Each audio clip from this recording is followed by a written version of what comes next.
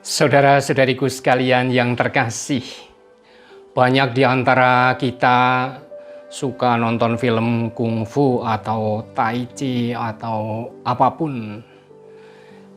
Kadang kita tertarik dengan proses pemuritan di sana, di mana seorang murid ngintip bagaimana latihan-latihan kungfu dan kemudian melamar atau latihan silat, kemudian anak itu melamar untuk bisa menjadi murid sebuah padepokan. Dan kemudian kalau sang guru mengatakan ya, maka anak ini masuk menjadi murid. Rata-rata kemuritan di dunia dipahami seperti itu dalam pengertian murid mencari guru. Bagaimana dengan Yesus? Yesus menunjukkan spiritualitas dengan cara memanggil murid-murid ini dan kemudian menegaskan bahwa bukan kita murid-murid ini yang mencari Yesus, tetapi Yesus, Tuhan sendiri yang memilih kita.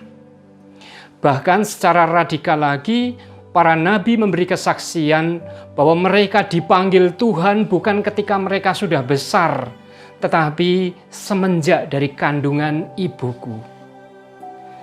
Saudara-saudaraku sekalian yang terkasih, pada hari ini kita merayakan pesta Santo Bartolomeus yang di dalam Injil diidentifikasi sebagai Natanael yang dikenalkan oleh Filipus kepada Yesus.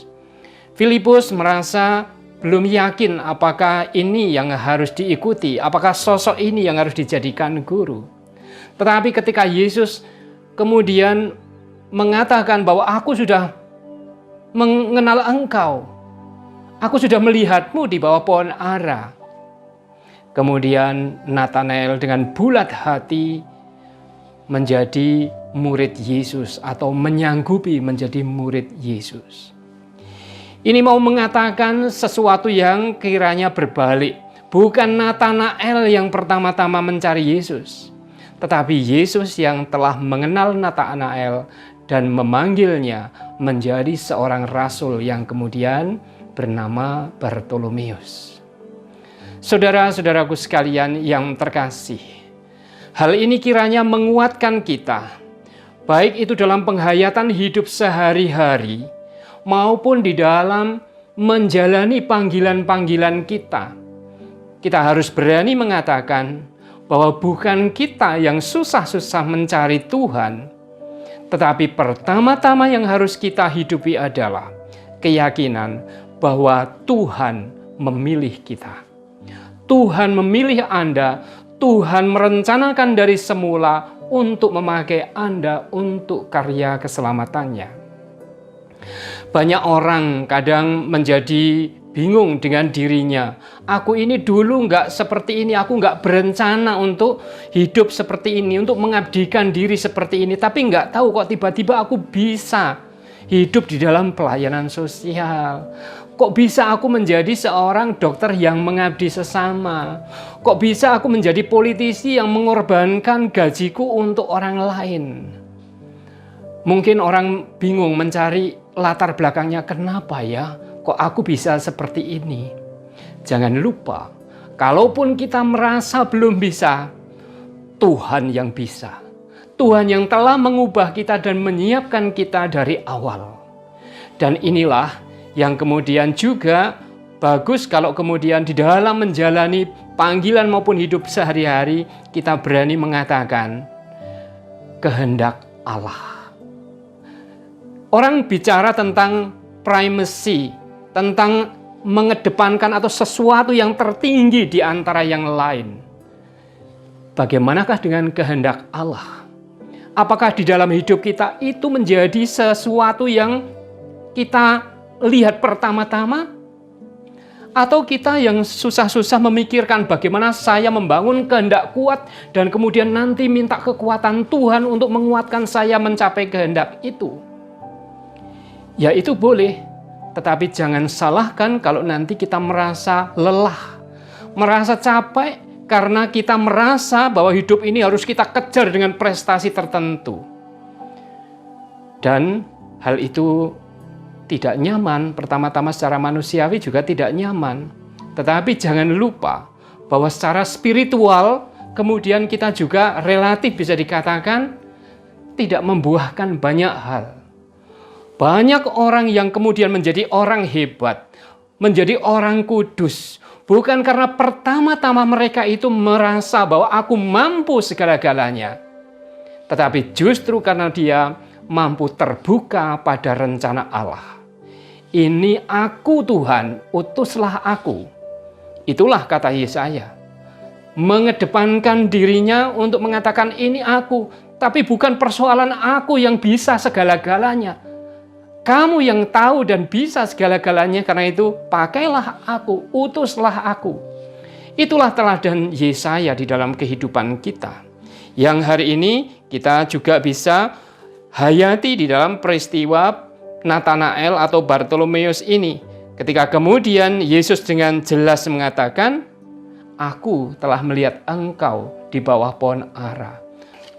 Hanya dengan kata-kata itu, Natanael kemudian mengatakan, Rabi, engkau adalah anak Allah, engkau raja orang Israel.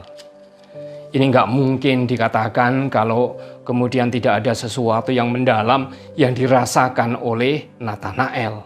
Dan itu terjadi karena dia merasa ternyata bukan aku yang menguasai rencanaku. Yesus Sang Tuhan yang telah mengerti aku sebelum aku mengingini sesuatu.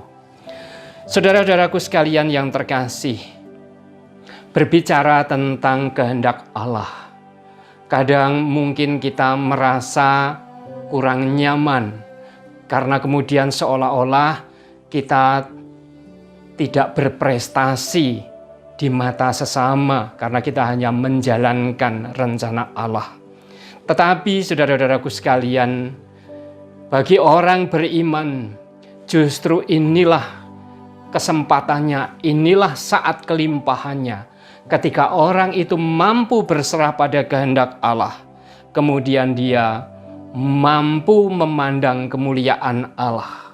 Itu yang dikatakan oleh Yesus, kamu hanya melihat hal ini. Kamu terpesona karena aku mengatakan aku telah melihat kamu di bawah pohon ara. Kamu akan lebih dari itu, karena engkau akan melihat langit terbuka dan malaikat-malaikat turun naik kepada anak manusia. Orang yang setia pada kehendak Allah kemudian dimampukan untuk melihat hal-hal yang jauh lebih besar di dalam kehidupan ini. Saya juga mau mengingatkan kembali apa yang dikatakan oleh Santo Vincentius ketika ia berbicara tentang penyelenggaraan ilahi. Betapa besar harta tersembunyi yang ada di dalam penyelenggaraan ilahi, dan betapa Tuhan kita dimuliakan oleh mereka yang mengikutinya. Saudara-saudaraku sekalian yang terkasih, semoga kita tidak merasa hina karena kita mengikuti rencana dan jalan Allah atau kehendak yang Maha Kuasa. Semoga hal ini menguatkan kita menjadi pribadi-pribadi yang mampu melangkah bersama Tuhan, menjalani panggilan Tuhan, bukan hanya menjalani keinginan atau rencana-rencana pribadi. Dalam kehidupan sehari-hari, marilah kita tanyakan di dalam pagi hari sebelum kita beraktivitas, Lord, what do you want me to do? Tuhan, apa yang kau kehendaki untuk saya lakukan hari ini? Saya yakin dengan demikian sepanjang hari itu akan menjadi hari yang menggembirakan, karena kita akan menjadi kolaborator dengan rencana keselamatan Tuhan, menjadi orang yang bekerja sama untuk keselamatan dunia. Tuhan menyertai Anda. Amin. Aku diutus